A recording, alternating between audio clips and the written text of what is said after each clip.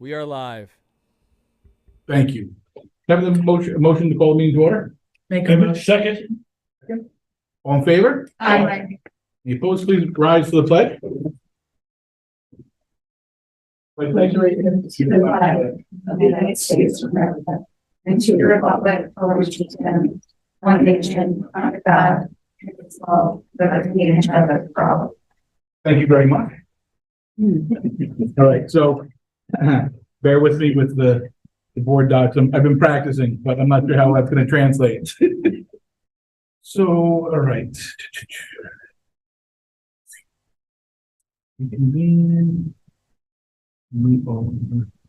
Safety plans. Yeah, so we'll go on to the district safety plan discussion. Adam, do you? Yeah, I'm gonna have Sam come up and do it. This is just for the community's information. This is our general safety plan we're required to do every year, the hearing. This is a very, very general plan. The individual plans, I'm sure Sam will talk about, are filed in conjunction with discussions with our local law enforcement, and they are highly confidential. Thanks. Good evening, everyone. So this is the annual district safety plan. Obviously, the district has, as Adam just said, we review our plans annually. What we're going to see is the overview for the district. We have great partnership with the town police and with the village police in developing these safety plans and bringing the highest level of safety to our schools. So the law requires you to hold a public hearing once a year on the district safety plan. The plan is posted in English and Spanish on our website.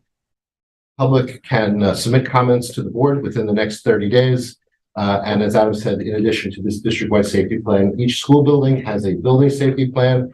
By law, those are confidential. They're shared with the police, with New York State, and with first responding agencies. All of this is governed under the SAVE law, Safe Schools Against Violence in Education. And the county and the state supplement what we do here in a number of ways. You can see them all listed there. I don't need to read it to you, but we try to design these safety plans for a variety of acts. Obviously, acts of violence, natural disasters, technological disasters. I think we have all seen examples of each of those things in schools around the state, around the country.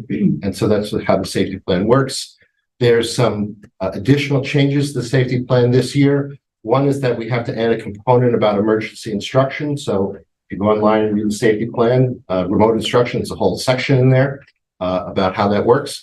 There's also a law, it's called the Alyssa's Law, to consider silent panic alarm systems. The board will recall from the repair reserve hearing we had in June, I think, that we are in the process of purchasing a system where if a staff member feels that a lockdown or a distress is happening, lockdown is needed or distress is happening, they push the button on their ID card and the system automatically activates. So we are in compliance with this new thing, right? Yeah, and I want to kind of just double down on that. We've already started the implementation and discussions with the company. So we're hoping to have them rolled out hopefully sometime in September, I think, to be optimistic.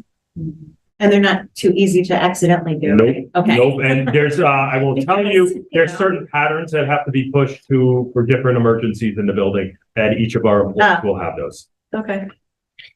There's a school safety team. You can see who they are. It's a lot of your administrative staff and middle management department supervisors. And, you know, in designing the safety plan, we're looking basically for two things. There's obviously safety goals that we want to meet and reduction of risk. So how we are meeting those safety goals by reducing the chance that something is going to happen. And obviously there are district initiatives in reducing risk, and there's also training. We all know, we all remember from when we were in school, you go outside for the fire drill. Things have advanced beyond the simple fire drill exit. Now there are lockdown drills, there's tabletop exercises, there's the early dismissal drill, annual violence prevention training, which are geared towards the students at the age they are. So it's appropriate. Simpler lessons are appropriate at the younger age, more complicated examples for the older students. You know, there are several common emergency responses that the plan outlines that we're training our students for. There's evacuation, reverse evacuation, lockdown, and these are all defined here. Shelter in place and lockout, they all have slight nuances in the difference. And working in conjunction with the local police departments is how we determine which is the appropriate emergency response to implement depending on the situation. That's basically the safety plan in summary. Like I said, it's on the website. The public is invited to submit comments to Adam and the board for the next 30 days. And we will continue to evolve the safety plan during the year, and we'll come back with the changes next year. And again, I want to stress that the individual plans are in, all the principals have submitted them to New York State. They are done in conjunction with our local law enforcement, and they are there's a higher level of detail with all of those plans. Thank Thank you. you. Thanks, Sam. Thank you, sir. Does the public have the comment they want? I mean, yeah. Is anybody LTV, is anybody on the line? Nobody's on the line. Anybody in the audience have a comment? So do we vote for this? I can't remember. Do we vote on this or do we have to adopt? Do we not? Nice and Sam. Yeah, I think you have to wait 30 days. Yeah. Okay, so we, Right. Yeah. so, In case there's any comments. so should we motion to adjourn, to adjourn? I think you motion to close the hearing pending comments for the perfect. next 30 days accepted from the public. Okay, can I have a motion to adjourn? I'll make the motion. 30 days? Second. All in favor? Any opposed? Excellent. Okay. So now, Give our enrollment study. yeah, we're, yeah, so enrollment study, so I'll leave it up to you. Yep. So, earlier this year, we asked Western Suffolk BOCES to do an enrollment study to see our projected enrollment. Like to introduce our, representative, Barbara from Western Suffolk BOCES. She retired June 30th and came to this meeting. Thank you. Which is incredibly impressive. So thank you so much for your patience with us. I know the plan, it was done so a while ago, but I wanted to thank you very much for coming. Oh, well, you're very welcome. Happy to be here. All right, Barbara, just before you start, Yeah. I think we want to remind the board that I think most of you have a printed copy. Yeah. There are very slight variations. What Barbara's going to show you on the screen. These copies were printed before the slight variations were made. Harry will send you the updated version of it when she's back. we tried to get, can you hear me? Yes. The Census Bureau is constantly releasing, updated data on various categories. So we updated that. We tried to get you the, most recent data that we put. That's why there's, in some cases, there may be minor differences.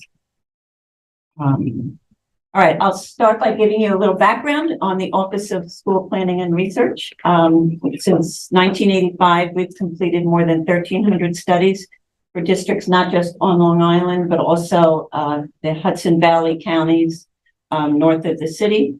And some of the Suffolk County districts that we are currently working with or have recently done studies for are listed there. Smithtown, Comac, Sayville, East Islip, and so forth.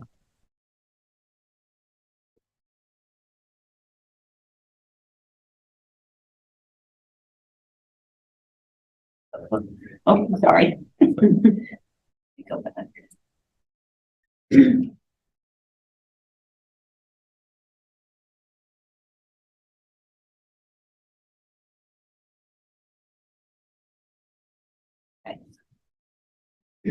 All right, so now you might wonder what is involved in a study. How do we go about it? Well, first we research the demographics of the district, and that would include births.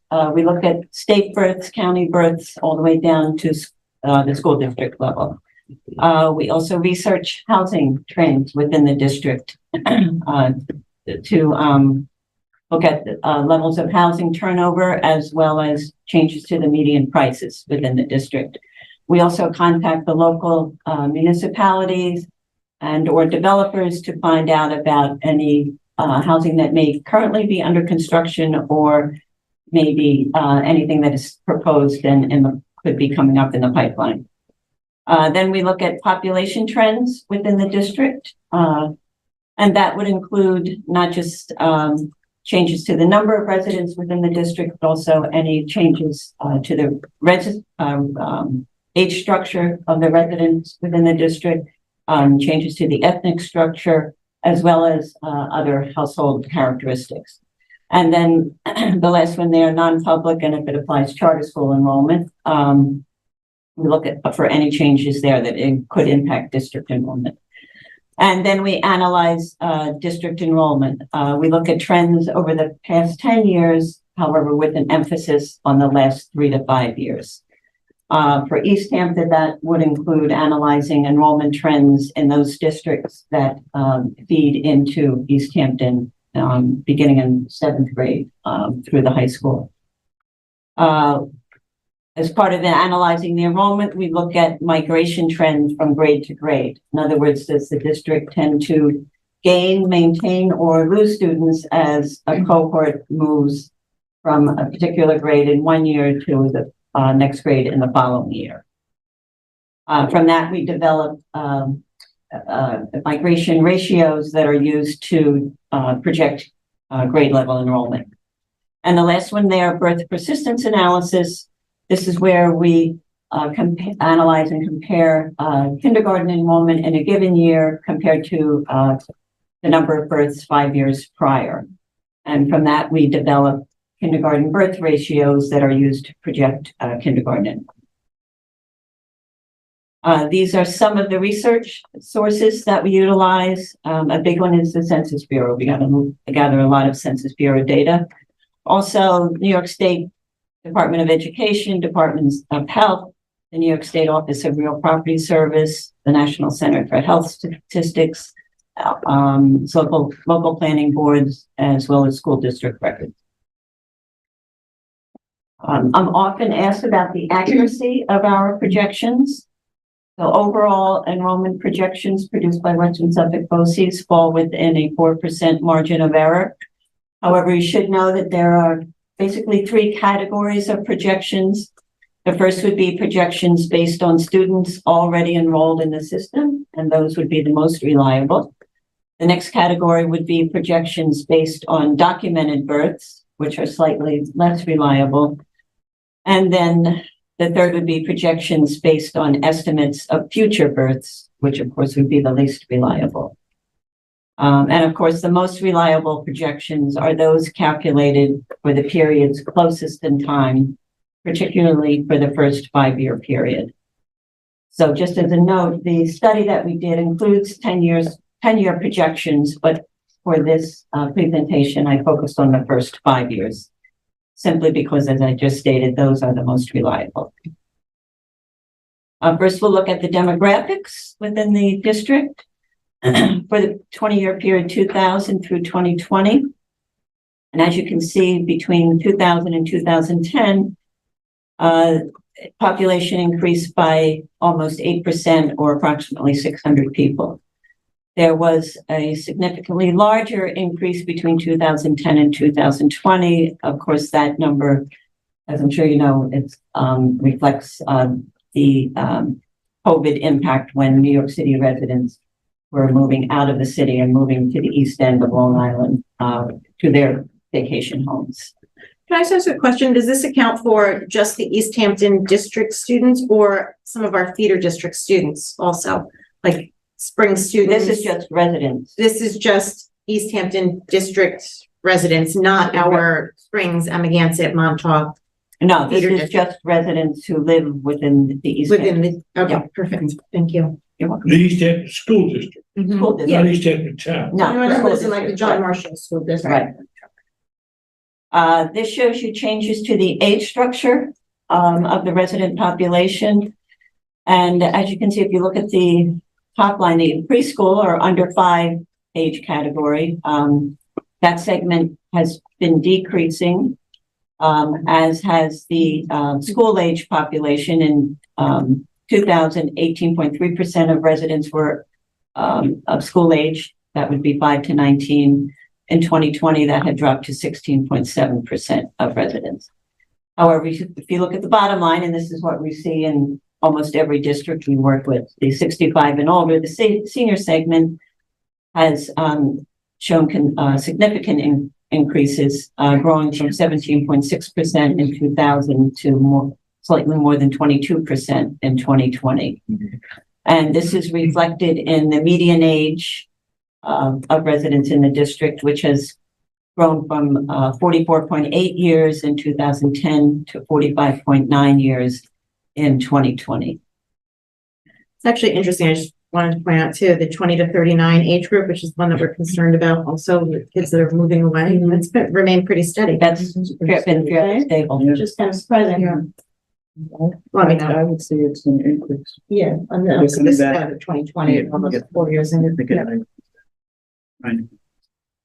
Next, we'll look at births. As you can see, this is for Nassau and Suffolk counties for the 20-year period, 2001 through 2021.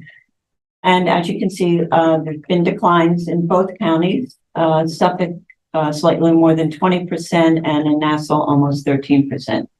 However, there was an uptick last, from 2020 to 2021. We do not have 22 county birth data yet. So although there was a slight uptick from 2020 to 2021, births are still lower, obviously, than they were back in 2001. And most experts do not expect that that there will be a significant change in the trend moving forward. This shows you births within the East Hampton School District, which, as you can see, peaked in 2008 when 121 births were recorded. And then through 2015, births hovered around the 90 or so mark. However, beginning 2016, births started to drop off somewhat. And since then, births have been below, in some cases, well below that 90 mark. Except for that little uptick in 2021 after the pandemic.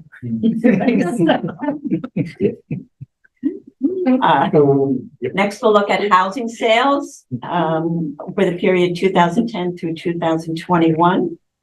And as you can see, housing turnover was at the lowest level of this period in 2011, when 166 homes were sold.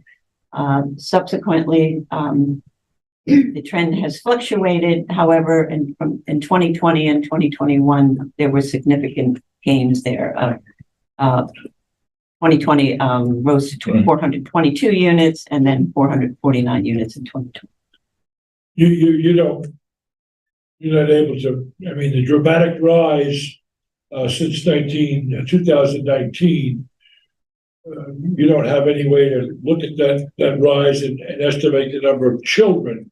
No, unfortunately. That That was mostly Because COVID, and we didn't during I think we got a lot of it, Too many. that rise, a lot of advances, as we say. Yeah, right. Not like that. Well, you'll see that in this next slide, how the change to the median sale price, which has increased from a low of approximately 999,000 in 2013 up to almost 2 million in 2021. So yes, a lot of those McMansions being sold. They're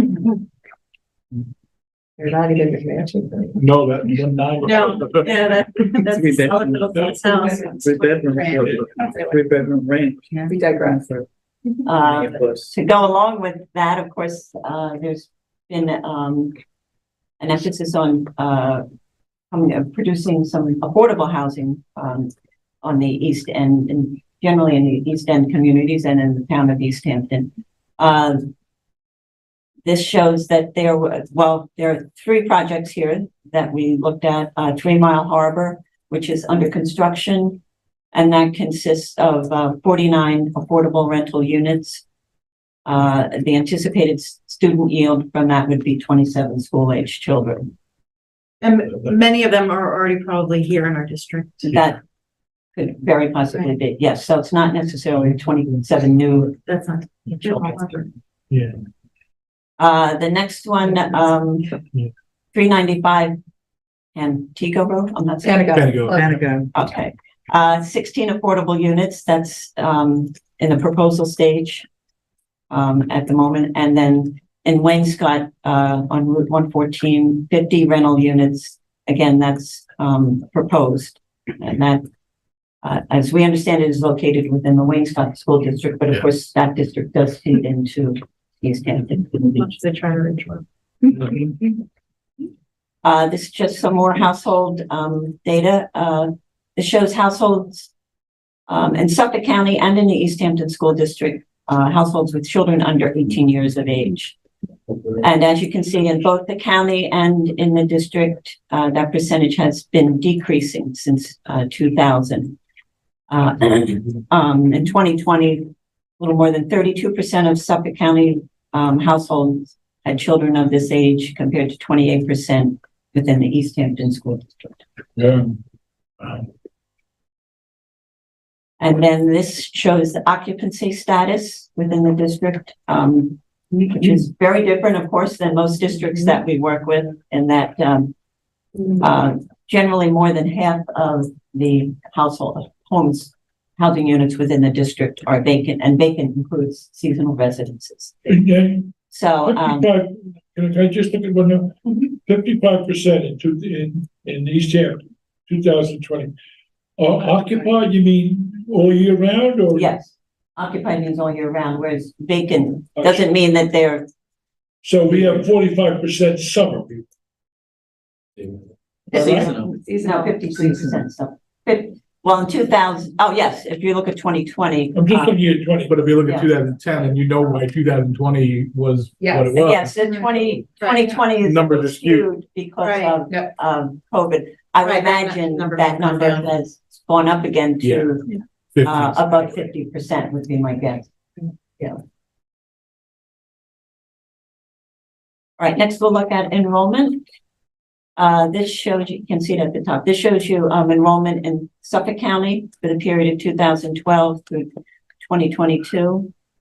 And during that time, there has been a decrease of more than 29,000 students, or almost 12%. It shows you enrollment within the East Hampton School District. Project, I'm sorry. that is projected now. Well, What are you trying to the, project? Beginning. the first part is historical, 2012 through 2022, where it was relatively stable, a loss of 76 students, or about 4%. Projected for the next 5 years, projections indicate a decrease of 210 students, or almost 12% during that period.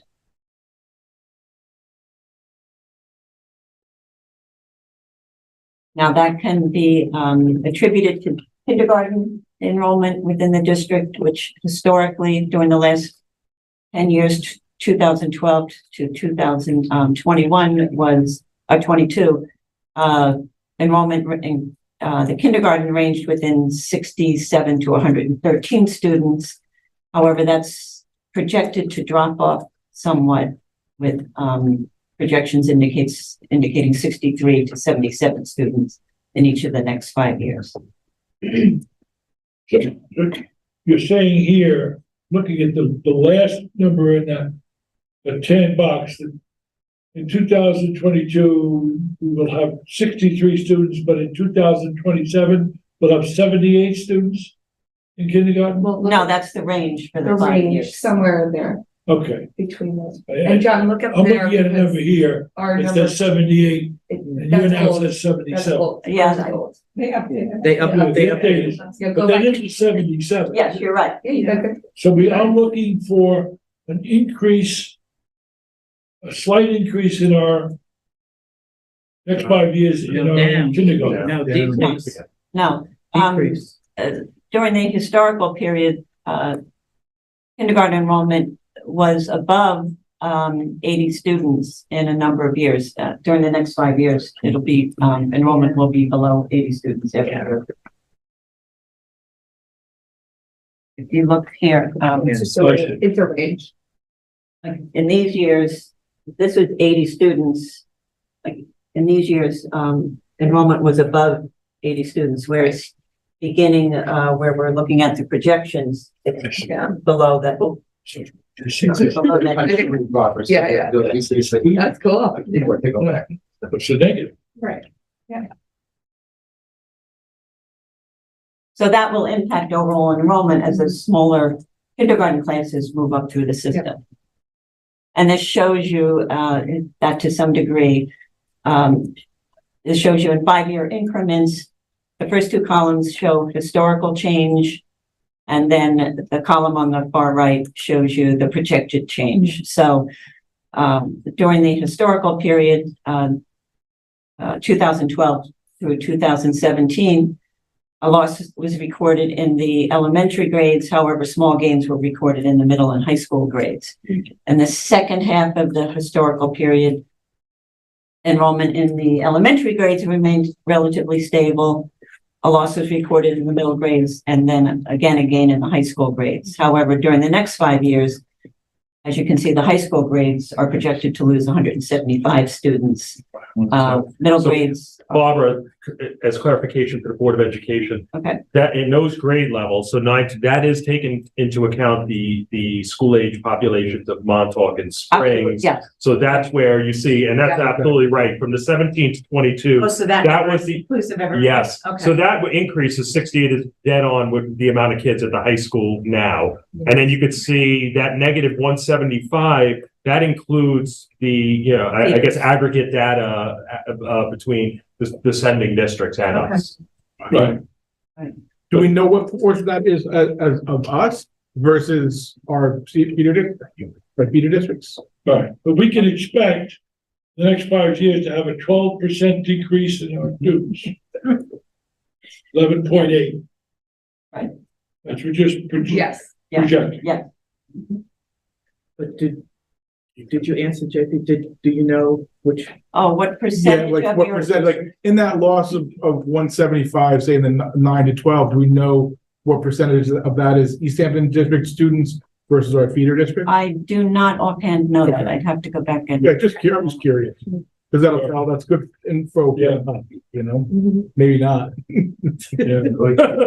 Significant reduction in Revenue.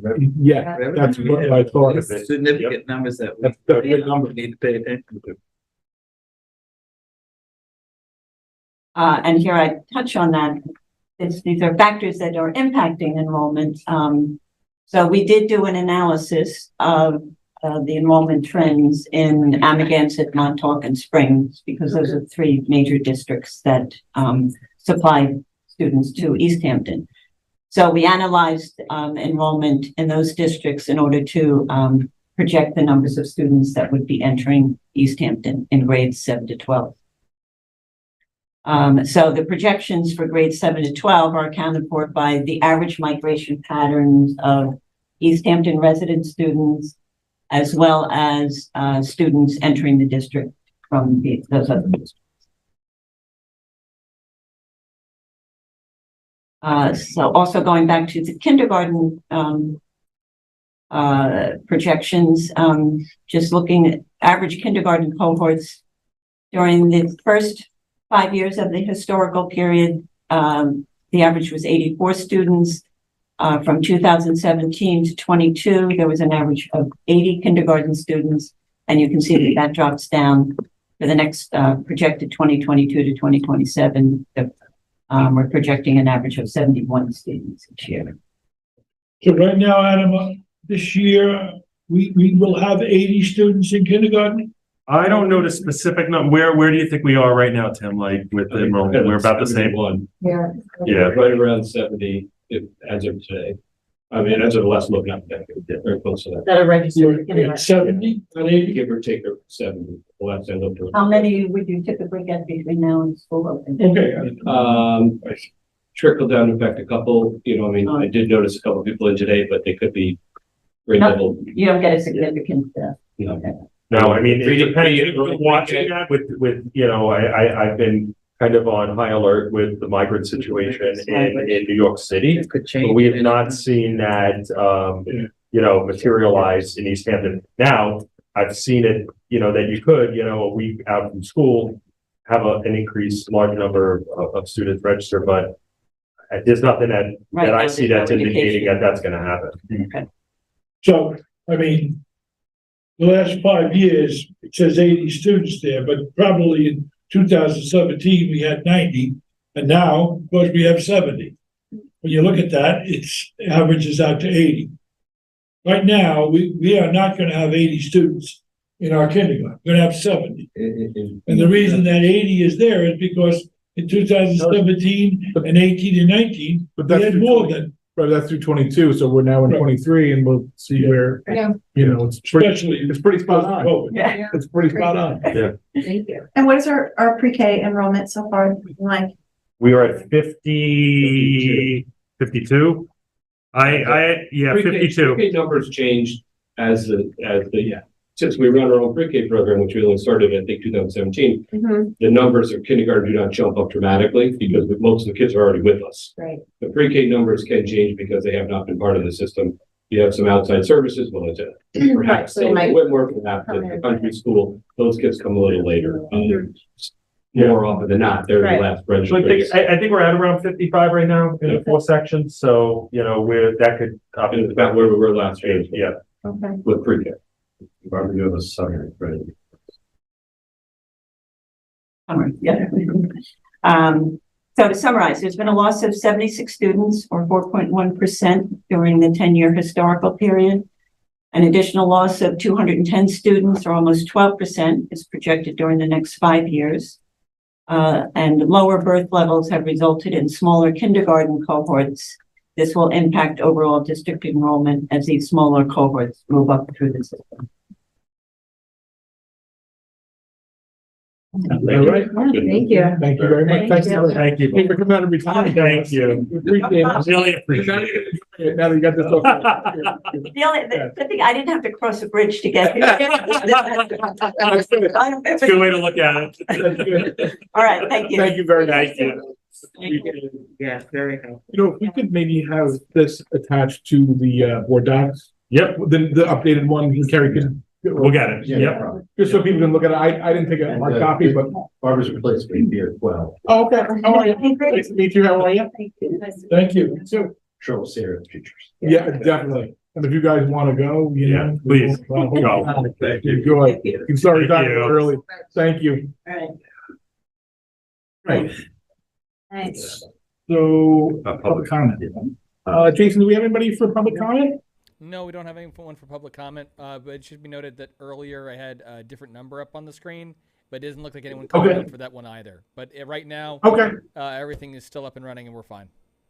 okay, good. I'd ask anybody in the audience, but you know, you can't, so. Yeah. Do you have a public comment? Yes. Go I ahead. would say that one of the big problems in the school district is trying to deal with declining enrollment. Increased enrollment is magic. Declining enrollment means, if you're not careful, last in is first out. But we have to cut staff because we're gonna have less students next year. All right, so I believe we have done and will continue to do, every retirement position is challenged. So we don't add, when we have a Right, we just don't retirement, we add, don't we don't need replace. somebody who. Well, we can replace do just it. the replace. I think we've done a very good job at that. Mhm. But declining That's how you enrollment is a Right. real negative impact on our staff. Simply because tenure means that the last people you hire, we always love those because we hired them, are the first people you gotta let go if you have a significant staffing decrease. All right. So, consent agenda. Can I have a motion to accept the consent agenda? I'll make a motion. Second.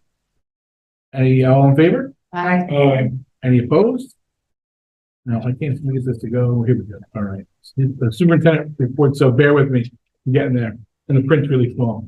But anyway, superintendent's report and recommendations. Recommended the board approve the amended administrative appointment of Stephanie Dubois Rivera to the position of Director of E&L.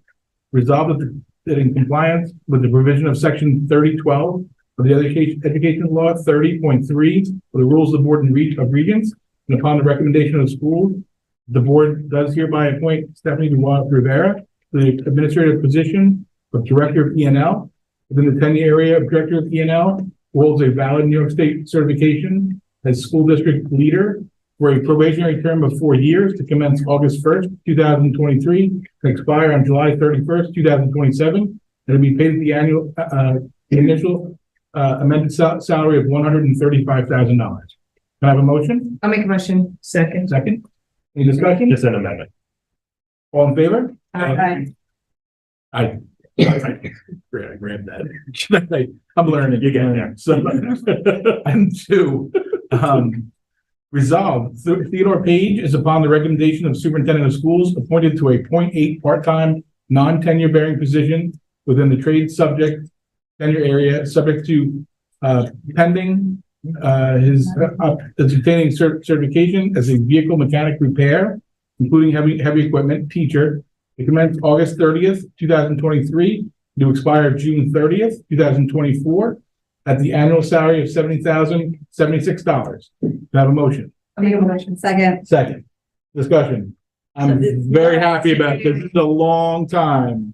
So this is our teacher for. So auto mechanic, automotive program, I spent time with Ted and BOCES, which will be providing some curricular support and instructional support for Ted. He's coming, he's community, he's local, he's from a local garage graduate. He's incredibly motivated to get in there with the kids.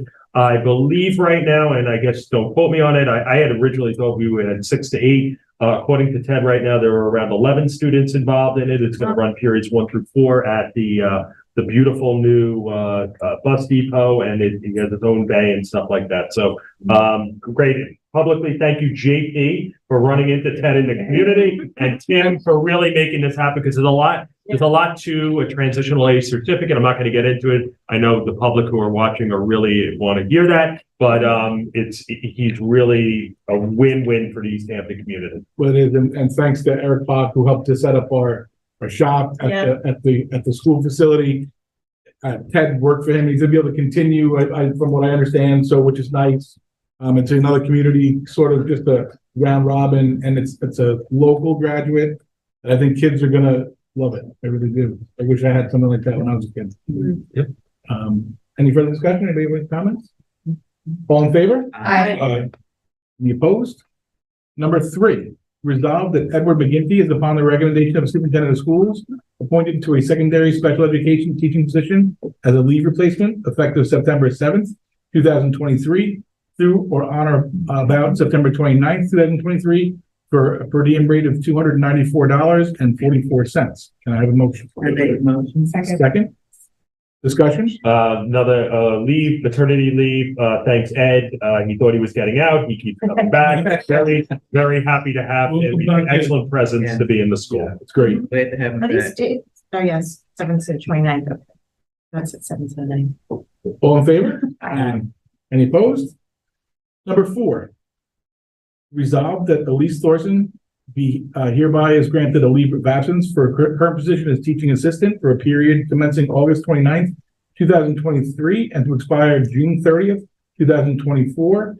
And be it further resolved that Elise Thorson is upon the recommendation of the superintendent of schools appointed to a contractual permanent substitute teaching position who holds a valid New York State certification in elementary education to commence August 30th, 2023 and expire June 30th, 2024 is to be paid at the annual salary base of $58,888. Can I have a motion? I'll make a motion. Second. Discussion? Permanent sub, Permanent filling sub? one of our positions. Another one of our local kids? Yes, Another one? correct. Good. All in favor? Aye. Any opposed? Number 5, resolved that Aaron Decker is upon the recommendation of superintendent of schools appointed to a contractual permanent substitute teaching position who holds a valid New York State certification in elementary education and to commence on August 30th, 2023 and to expire on June 30th, 2024 and to be paid at the annual salary base at $58,888. Can I have a motion? Make a motion. Second. Second. Again, another local person? Local permanent sub. Awesome. Yep. I know the names, it's great. Great. All in favor? Aye. Any opposed? Number 6. No, I just did 6. I just did 5, 6. All right. Number 6, resolved that the board accept a letter of resignation from Daniela Mesa for the position of paraprofessional effective August 29th, 2023, and be it further resolved that she's upon the recommendation of the superintendent of schools appointed to a teaching assistant position for probationary term to commence August 30th, 2023, and to expire on August 29th, 2027, at the annual salary of $36,319. Can I have a motion? I'll make a motion. Discussion? Another paraprofessional moving up to a teaching assistant position. Awesome. Wonderful. All in favor? Aye. Any opposed? Number 7, resolved that Marcia Santiago is upon the recommendation of the superintendent of schools, appointed to a teaching assistant position as a leave replacement commencing August 30th, 2023, and through the remainder of the 2023-24 school year at the annual salary based at $36,319. Have a motion? Make a motion. Second? A second. Any discussion?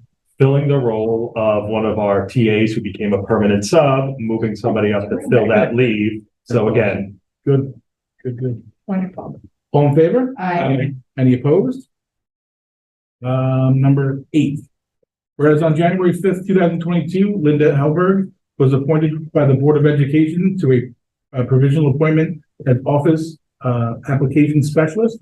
And whereas the East Hampton Union Free School District, having been advised by Suffolk County Civil Service Department that the said provisional appointment is terminated on September 4th, 2023.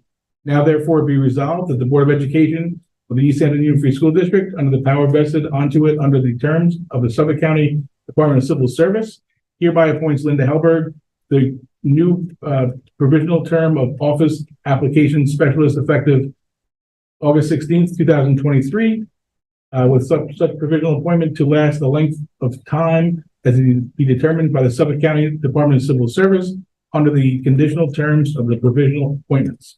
Do I have a motion? Make a motion. Second. Second? I got a question. This is not a new position. no, she's in the current position. It's in civil service right now. It's just a matter of She's moving up, taking a test. Yes, taking a Right. test and You have to wait for it to be. yeah, and we need that position. absolutely. She works at a Chuck's technology office. It's really a promotion from what she was doing. And that's what civil service is really trying to do, is trying to encourage people to stay within their same entities, but have opportunities to grow. And she really is just, in the civil services, and an occasion difficult.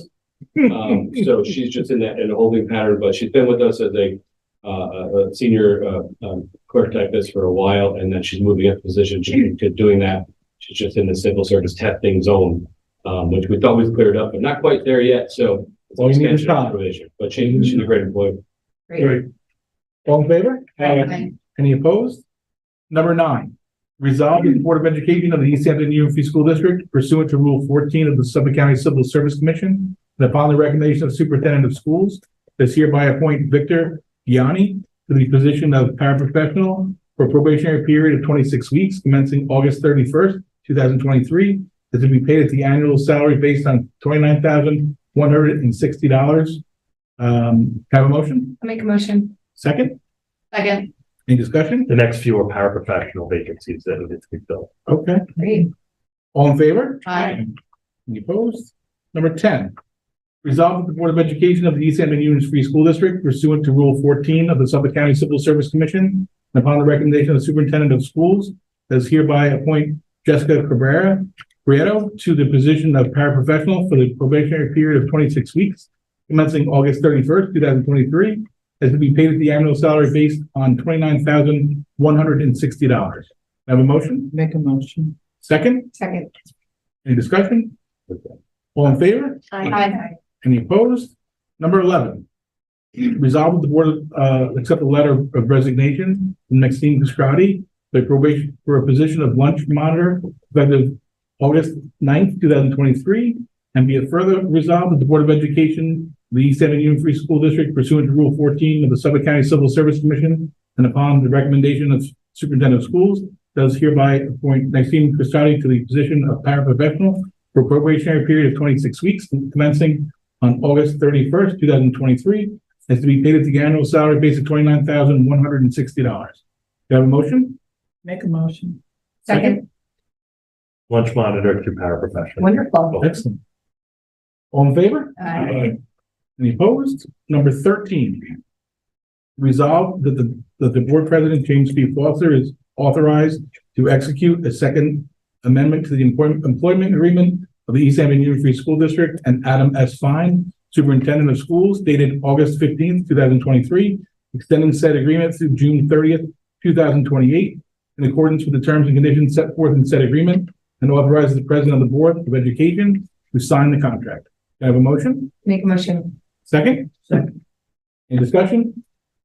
Thank you, Adam. Thank Thank you. you. Very good. good for the district. We appreciate it. All in favor? Aye. Any opposed? All right. Oh. You just read this and I'll keep up. My mouth's already dry. So number 13, recommend the board approve the amendments and proposals for the 2023-24 school year. And I will turn it over to Mr. Fine. Yeah, so you have your, a bunch of PD, agreements in here. You have your LTV for graduation contract in here. You have our normal piano mover, some E&L support from, Buddy Kelly in here, our agreement with, BOCES and whatnot. So it's really, and then we have the sound contract that we talked about. And just for anybody that, I know I didn't read it, but anybody that's home, and even you guys, if you want to look at it on the website, the school's website, you can go and follow along, because that's where I'm getting it from. So anyway, just in case you, because I'm not reading it, I guess that's what I'm saying. We got a first and a second? We did, right? We did. Can I have a motion? I make a motion. Second? All in favor? Aye. Any opposed? 14.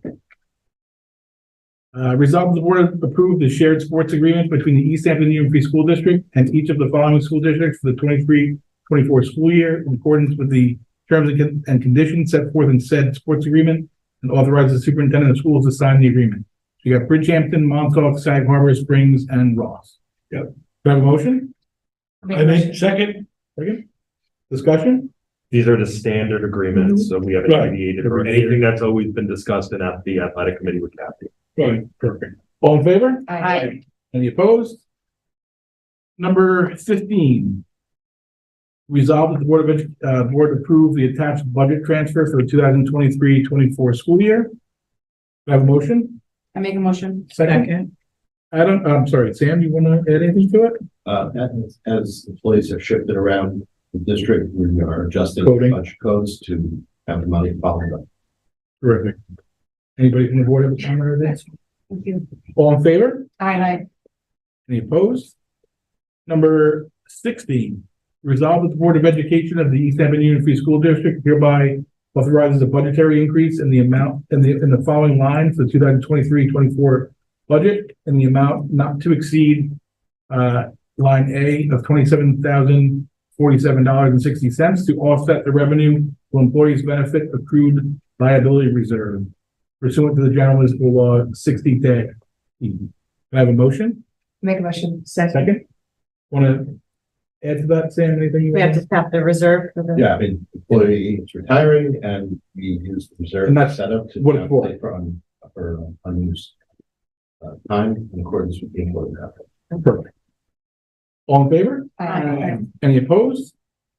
All right, then we're on to what, new business? Old business. Old business, nothing for old business. We got new, Yep, reminder, Board of Education walkthroughs are 9 a.m. We'll meet at John Marshall as we always do.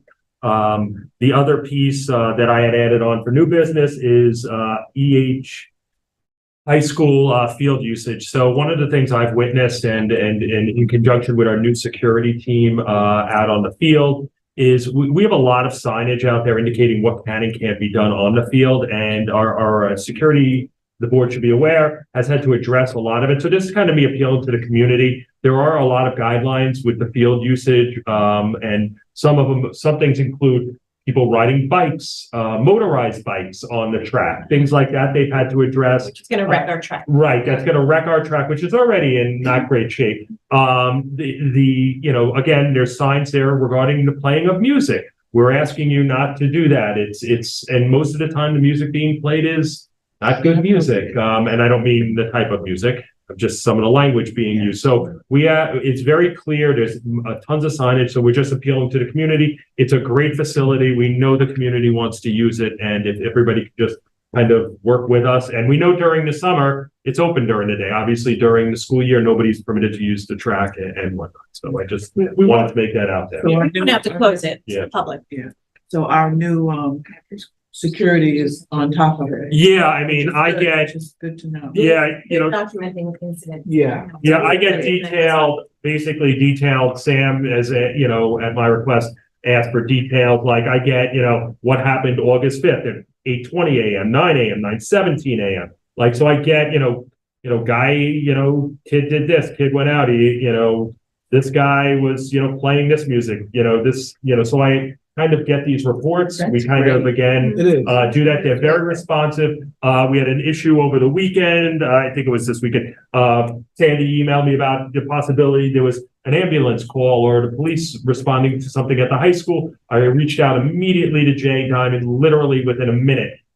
We determined the call wasn't to the high school, it was nearby, but they're great. It's been just a great experience so far. So now, Jay Diamond, we have a new person, people, On-view security. and checking the grounds. Yep. But And here's that's our, working well. but here's our issue. They can't be there 24/7, 7 days a week. Right. And even during the day, it's an expense to the district. So the thought was, hey, listen, make an appeal to the public and hopefully people will listen Yeah. and respect or probably, I came up here, this is a couple of years ago, so this is old news. But I came up one day, people were racing go-karts in the parking lot. Yeah. I mean, it's so, dangerous. and somebody's gonna get hurt. So, they're flying drones. We're doing things that you're not allowed to do. There's plenty of signs that says don't do it. People just ignore it. But the follow-up is, do we continue to pay security and do this day in and day, or do we start closing some of the facilities? Like right now. Put up a fence, lock Yeah. The track seems to be the one that's the worst. It is. And right now And it's, the most money to repair. we're paying a lot of money for security. So right now I'm having Jay and his company focus on the track. Meanwhile, I have a tennis professional sleeping in the shed in the back of the baseball field. Yeah. So, ultimately we have to there's other issues, which I believe are more pressing issues to deal with that could violate the space at the school. And, in a few weeks, we'd have students on the space. And obviously we handle that a little differently. But if everybody can kind of just work with us, we're fine. We're happy to have and use our facilities. It's just about our being good neighbors all around. And it's clear to the public to please use our facilities as intended. You're not supposed to ride a motorized anything on our track. You're not supposed to race go-karts in our parking lot. You're not supposed to fly a drone on our property. All these things that we all know that you're not supposed to do it, but people just blatantly ignore it. Right. And it's gonna cause Bring another. your dogs. Yeah, when it says don't bring right, animals. exactly. It's like, Yeah. listen, this is for everyone and we'd like to keep it that way, but at some point, do we keep spending the money? Or do we just say it's closed? You know what I mean? Right. I don't know if we can, or I don't even know if we should, but it's a discussion we need to have. Oh, And we can, but we gotta don't want to. We've had this Right. discussion a couple of times Yeah. over the years, and Of we want course. the community to be able to use this space Yeah. when I'm the students are opposed not here, to but. closing our ground to the public, because then the taxpayer can't come and walk on our property or run our track. I am too. You can use it, Agreed. but don't abuse it. Correct. That's all we're I asking. think people, The problem is we Can have lots of understand abuse right now, right, and that can be, like. We wanna that stop can be the very abuse. expensive on the track. right. That can be very expensive if you're riding something over Let there, alone the liability. we just. And on your parking How lot. much should we just spend Yeah. over there, Right. If you're There's riding those nothing things wrong on with the somebody coming on baseball our field. property and having a kid hit a ball to his dad. There's nothing wrong with No, that. that's your. Happens all the That's not time. big deal. Happens all the And we time. all love We to see want to it. stop the Right. abuse. Right. Yes. Correct. And what do they do if, can we give them instruction then if they see someone doing that? It's usually frequent flyers too. So if they see someone coming on and they tell them you can't ride a bike on the track, and then they see them come back and again, Trespassing? can we just Yeah, we can- ban them from We the can, facility? yes, we can get involved in those type of discussions. Okay. Yes, absolutely. Because you don't want a couple of people to ruin it for everybody, because I Right. want the kid Right. to play ball with their parents, their friends, or whatever. That's what it's Right. here for. Right. You just don't want to ride back on the Right. track. Correct. Correct. Okay. That's it for the new business, right? Public comments again. Jason, do you have anybody for public comment? We don't have anyone for public comment, no. The news. All right. Anybody else on the board have a public comment or anything? No? Motion to adjourn? Do you have a motion to adjourn? And we move. All right. All in favor? Aye. Thank you very much. Thank you. I have a sign. Yeah. You got to, yeah. Next call. Can we ask Karen one thing?